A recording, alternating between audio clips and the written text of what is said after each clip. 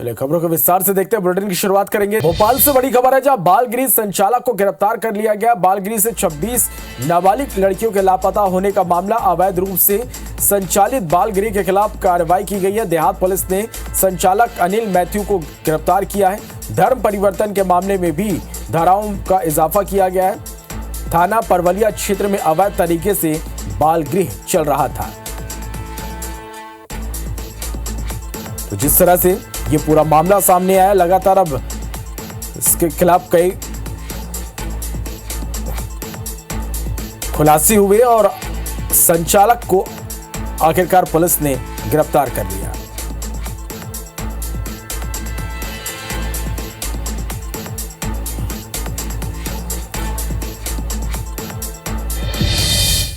श्योपुर से बड़ी खबर, जहां 11 बीजेपी पदाधिकारी निष्कासित हुए हैं। प्राथमिक सदस्यता से 6 साल के लिए इनको निष्कासित किया गया है। पार्टी विरोधी गतिविधियों में शामिल होने का आरोप है। बीजेपी प्रत्याशी दुर्गालाल विजय ने शिकायत की थी। प्रदेश अध्यक्ष वीडी शर्मा के निर्देश पर कार्रवाई हुई है। बीजेपी जिला अध्यक्ष सुरेंद्र जाट ने कार्रवाई की। तो ये बड़ी खबर है श्योपुर से, जहां 11 बीजेपी पदाधिकारी निष्कासित हुए हैं। स्वदेश हमारे संवाददाता फोन लाइन पर जुड़े हैं। स्वदेश, कार्रवाई की गई है, प्राथमिक सदस्यता से 6 साल के लिए इनको निष्कासित किया गया। किस तरह की शिकायतें थी? देखिए, जो भाजपा प्रत्याशी यहाँ से जो जिनकी हार हुई है, उन्होंने प्रदेश अध्यक्ष सहित आला कमान को ये शिकायत की थी कि जिन पदाधिकारियों को श्योपुर में भाजपा का पद दिया गया है या जिनको भी जिम्मेदारी दी गई थी चुनाव की, वो लोग भाजपा का न प्रचार करते हुए और भाजपा का सपोर्ट न करते हुए अन्य दलों के साथ रहे। कोई बहुजन के साथ रहा, कोई कांग्रेस का साथ रहा और भीतर घात जैसी स्थिति यहाँ लगातार बनी रही।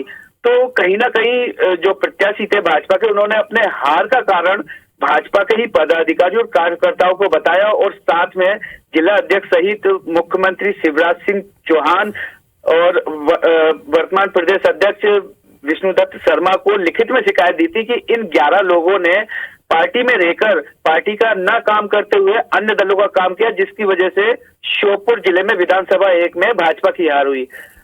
चलिए, बहुत शुक्रिया इस पूरी जानकारी के लिए।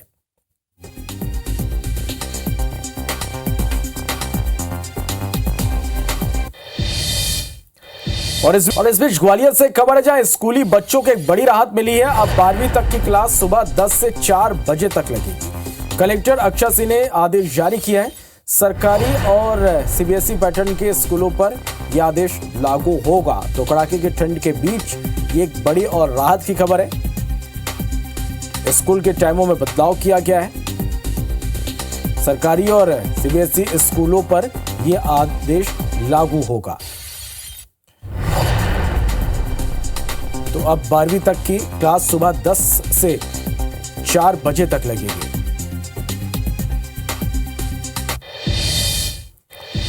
दिल्ली से खबर, जहां एआईसीसी ने लोकसभावार समन्वयकों की नियुक्ति की है। मध्य प्रदेश के 29 लोकसभाओं पर समन्वयक नियुक्त किए हैं। छत्तीसगढ़ के 11 लोकसभाओं के लिए भी समन्वयक तैनात किए गए हैं।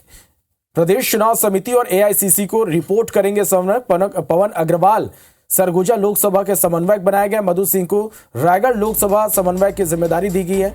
बैजनाथ चंद्राकर जांजगीर लोकसभा समन्वयक इनको बनाया गया है। कोरबा लोकसभा समन्वयक सुभाष धुप्पड़ होंगे। पीयूष कोसरिक बिलासपुर लोकसभा, दीपक दुबे राजनांदगांव लोकसभा, पदम कोठारी दुर्ग लोकसभा, इसके साथ ही राजेंद्र साहू रायपुर लोकसभा के समन्वयक की जिम्मेदारी उनको दी गई है। राजेश यादव महासमुंद लोकसभा, नरेश ठाकुर बस्तर लोकसभा, इसके साथ ही रवि घोष कांकेर लोकसभा समन्वयक बनाए गए। तो वहीं मध्य प्रदेश की बात करें तो जयवर्धन सिंह, तरुण भनोट, लखन घनघोरिया, सुखदेव पासे, प्रियव्रत सिंह, बाला बच्चन, आरके दोगने, फूल सिंह बरैया और आरिफ मसूद को जिम्मेदारी दी गई है।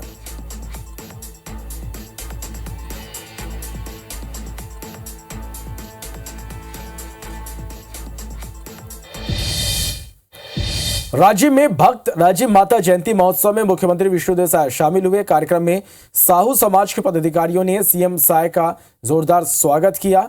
सीएम विष्णुदेव साय ने जनता को संबोधित करते हुए कांग्रेस पर निशाना साधा और फिर से राजिम कुंभ कराने का ऐलान किया। सीएम साय ने कांग्रेस सरकार पर तंज कसते हुए कहा कि जब हमारी सरकार थी तब देश नहीं विदेश में राजिम का नाम था। जरूर पिछली कांग्रेस सरकार इसमें कुछ कमी नहीं होगी। वहीं किसानों को दिए जाने वाले अंतर की राशि को लेकर कहा कि छत्तीसगढ़ में विरासत के रूप में खाली खजाना मिला, व्यवस्था कर किसानों के खातों में एक मुश्त अंतर की राशि दी जाएगी। मैं फिर मुख्यमंत्री के नाते आश्वस्त करना चाहता हूं कि फिर से यहाँ के वैभव लौटी, राजिम कुंभ के फिर से ख्याति हुई और दुनिया भर के साधु संत फिर से यहाँ पर आई। विरासत के रूप में छत्तीसगढ़ में खाली खजाना मिली से तो कुछ तो व्यवस्था करना पड़ी ना, तो व्यवस्था करके एक मुश्त मन जो अंतर के राशि किसान मन के खाता में देबो। मुख्यमंत्री डॉक्टर मोहन यादव उज्जैन स्थित वाल्मीकि धाम और भृतहरि गुफा पहुंचे। वाल्मीकि धाम के महंत उमेश नाथ और भृतहरि गुफा के महंत रामनाथ महाराज का आशीर्वाद लिया। जिले के भाजपा विधायक अनिल जैन, कालूखेड़ा और सतीश मालवी भी इस मौके पर उपस्थित रहे। जिसके बाद मुख्यमंत्री केंद्रीय जेल भेरूगढ़ पहुंचे, जेल स्टाफ से मुलाकात की, उनकी समस्याएं जानी, साथ ही भोजशाला में पहुंचकर कैदियों को मिलने वाले भोजन की गुणवत्ता जांची, बीमार कैदियों से मुलाकात हुई, जेल में चल रही सभी प्रकार की गतिविधियों की जानकारी ली, अधिकारियों को आवश्यक दिशा निर्देश दिए। मौके पर जेल अधीक्षक, एसपी और सभी प्रशासनिक अधिकारी मौजूद रहे। जेल के निरीक्षण के बाद मुख्यमंत्री ने देश की प्रथम स्वास्थ्य एवं स्वच्छ फूड स्ट्रीट का लोकार्पण किया। केंद्रीय स्वास्थ्य मंत्री मनसुख मंडाविया भी मौजूद रहे। और मुझे इस बात का संतोष है कि हमने आगामी 2028 के कुंभ मेले के लिए भी साधु संतों को आमंत्रण दिया है और उनसे कहा कि आप उज्जैन आइए। उज्जैन को हम आपकी आगामी श्रीमस्त बहुत अच्छे से मनाना चाहते हैं। मुझे इस बात की प्रसन्नता है कि जिस प्रकार से विकास के कामों को लेकर हम आगे चल रहे हैं। भोपाल में पीसीसी चीफ जीतू पटवारी ने लगातार दूसरे दिन भी बड़ी बैठक ली। आईटी सोशल मीडिया विभाग की बैठक हुई। बैठक में जीतू पटवारी ने आईटी सोशल मीडिया विभाग को मजबूती से काम करने के निर्देश दिए। जीतू पटवारी ने राहुल गांधी की भारत जोड़ो न्याय यात्रा के मैसेज को सोशल मीडिया के जरिए लोगों तक पहुंचाने का टास्क भी पदाधिकारियों को दिया। जीतू पटवारी ने बैठक में कहा कि कांग्रेस आईटी सोशल मीडिया के कार्यकर्ता न सिर्फ भारत जोड़ो न्याय यात्रा बल्कि लोकसभा चुनाव की तैयारियों में भी पूरी ताकत के साथ जुट जाए। बीजेपी सरकार की नाकामियों, जन विरोधी गतिविधियों, नीतियों को लेकर हर घर हर मोबाइल तक अपनी पहुंच बनाए। भारतीय जनता पार्टी के नफरत फैलाने के एजेंडे, मुद्दों से भटकाने के एजेंडे जो सोशल मीडिया पे वो भ्रमित करती है, उससे कैसे लड़ना है उसके लिए भरपूर ऊर्जा दी। और आज सोशल मीडिया का हर कार्यकर्ता अपने आप को उत्साहित महसूस कर रहा है इस मीटिंग के बाद।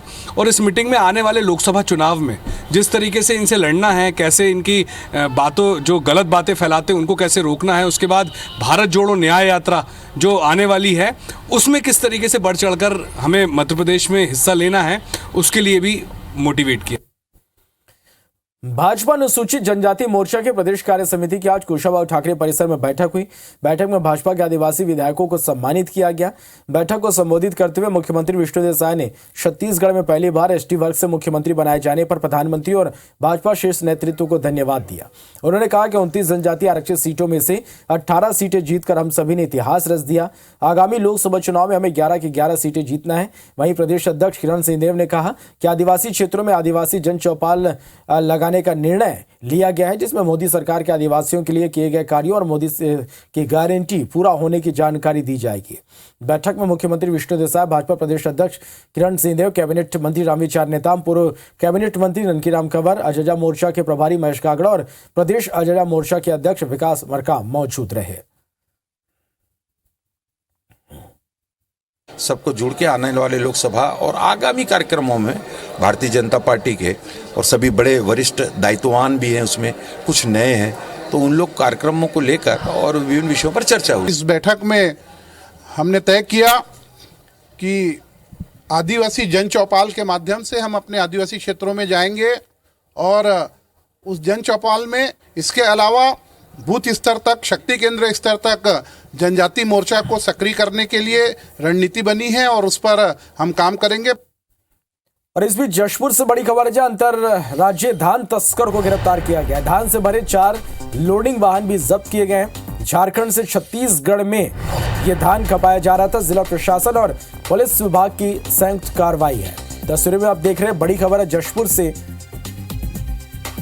अंतर्राज्यीय धान तस्कर को गिरफ्तार किया गया है। धान से भरे 4 लोडिंग वाहन भी जब्त किए गए। झारखंड से छत्तीसगढ़ में इस धान को खपाया जा रहा था। जिला प्रशासन और पुलिस विभाग की यह संयुक्त कार्रवाई है।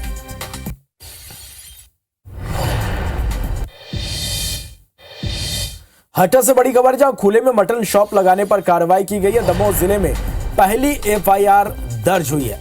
बरदा गांव में मड़ियादो पुलिस ने यह पूरी कार्रवाई की है। तो सीएम के निर्देश के बाद यह पहली एफआईआर खुले में मटन शॉप लगाने पर कार्रवाई हुई है। दमोह जिले में पहली एफआईआर दर्ज हुई है। बरदा गांव में मड़ियादो पुलिस की यह पूरी कार्रवाई है। तो मध्य प्रदेश में खुले में मांस मटन बेचने पर पूरी तरह से प्रतिबंध लगा दिया गया है। लगातार इसे लेकर चेतावनी भी दी जा रही थी। और दमोह जिले में पहली एफआईआर, बरदा गांव में मड़ियादो पुलिस ने यह पूरी कार्रवाई की है। नरेश हमारे संवाददाता फोन लाइन पे जुड़े। नरेश, सीएम ने निर्देश दिया, लगातार इस पर सख्ती भी बढ़ती जा रही थी, कई कार्रवाई की गई, लेकिन यह पहली बार एफआईआर इस पूरे मामले में। नरेश, आप तक मेरी आवाज पहुंच रही? जी सर, बड़ा नरेश, जानना चाहेंगे किस तरह से इस पूरी कार्रवाई को अंजाम दिया गया है?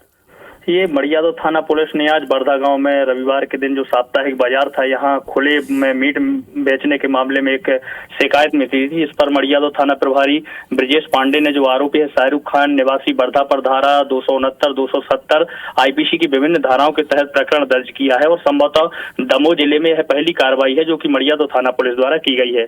बताया जा रहा है जो आरोपी है बरदा गांव के बाजार में खुलेआम मीट की दुकान संचालित कर रहा था। सोशल मीडिया पर इसका एक वीडियो भी सामने आया था और स्थानीय लोगों ने इस पर कड़ी आपत्ति जताते हुए शिकायत भी सोशल मीडिया के माध्यम से दर्ज की थी, जिसके बाद पुलिस मौके पर पहुंची थी। कार्रवाई के दौरान जब स्थानीय लोग इसका वीडियो भी बना रहे थे तो जो आरोपी है शाहरुख खान, इसके द्वारा विरोध भी किया गया था और लोगों को धमकी भी दी गई थी। हाल ही में जो मध्य प्रदेश के मुख्यमंत्री डॉक्टर मोहन यादव और सरकार के सख्त निर्देश के बाद खुले में मांस और मीट विक्रय प्रतिबंधित है।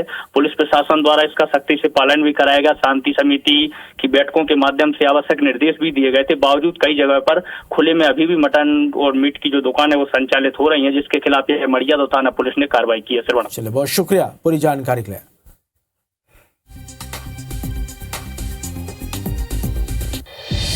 बैतूल जिला मुख्यालय के सदर इलाके स्थित मिशनरी स्कूल में बजरंग दल के कार्यकर्ता पहुंच गए। हिंदू समाज के ग्रामीणों को इकट्ठा कर प्रार्थना सभा के माध्यम से वहां पहुंचे लोगों को धर्मांतरण करने का आरोप लगाया। मामले की जानकारी पुलिस को दी गई, जिसके बाद पुलिस ने 2 लोगों को पूछताछ के लिए थाने बुलाया। वहीं प्रार्थना सभा में मौजूद ग्रामीणों का कहना है कि हमारे घर से में दिक्कत थी, जो कि प्रार्थना सभा में आकर दूर हो गई। प्रार्थना सभा में आने से सुकून, शांति मिलती। वहीं मामले पर एसडीओपी ने कहा कि जांच के बाद कार्रवाई की जाएगी। लोगों की अपने अपने पर्सनल प्रॉब्लम थी, घर में बहुत सारी परेशानियां थी। हमने हर तरफ से थक हार के और हम लोग चर्च में आते हैं, हम लोग प्रार्थना दुआ करने, हमको बहुत शांति सुकून मिलता है। पता नहीं है उनको कौन सी दिक्कत है। भैया मेरे शरीर में तो कोई धर्म का नाम नहीं लिखा है ना। हमारी लड़की मतलब बहुत बीमार थी, सब भगत भुगत करे, कुछ भी आराम नहीं लगा। तो एक बहन ने बताया कि वहाँ जाके प्रार्थना करो। हमको प्रार्थना भी नहीं समझती थी। जब से प्रार्थना में आ रही तो चंगाई भी हो गई। और अब मेरी बच्ची मतलब 2 बच्चे की माँ है। जो वहाँ पर पादरी थे उनसे चर्चा हो रही है और उनके संगठन के साथ जो जुड़े हुए हैं उनसे, और बाकी जो अन्य पक्ष है उससे दोनों। अयोध्या में रामलला की प्राण प्रतिष्ठा की तैयारियां चल रही हैं। 22 जनवरी को अयोध्या के नए राम मंदिर में रामलला विराजेंगे और इसी को लेकर इंदौर शहर में भी अलग अलग आयोजन हो रहे हैं। सेवा भारती संस्था ने इंदौर के चिमन बाग मैदान में सबके राम सब में राम कार्यक्रम का आयोजन किया, जिसमें मुख्य अतिथि के रूप में साध्वी ऋतंभरा को उपस्थित हो रही। 5 दशकों तक चले राम मंदिर आंदोलन में साध्वी ऋतंभरा सुर्खियों में रही, जिन्हें फायर ब्रांड नेता और वक्ता माना गया। कार्यक्रम को लेकर साध्वी ने कहा कि बहुत आनंद है, बहुत प्रसन्नता है। हमारे पुरखों का 500 वर्ष का संघर्ष सार्थक हुआ। ये बात निश्चित हो गई कि सत्य की जीत हमेशा होती है। 500 साल तक हमारे पुरखों ने उस जगह से अपनी श्रद्धा को किंचित मात्र नहीं हटाया। सिरों पे पगड़ियां नहीं बांधी, पैरों में जूतियां नहीं पहनी और हमारे राम अयोध्या आ रहे हैं। इस बात के आनंद का कोई पारावारी नहीं है। इसी के साथ फिलहाल सुल्चिन में इतने। नमस्कार।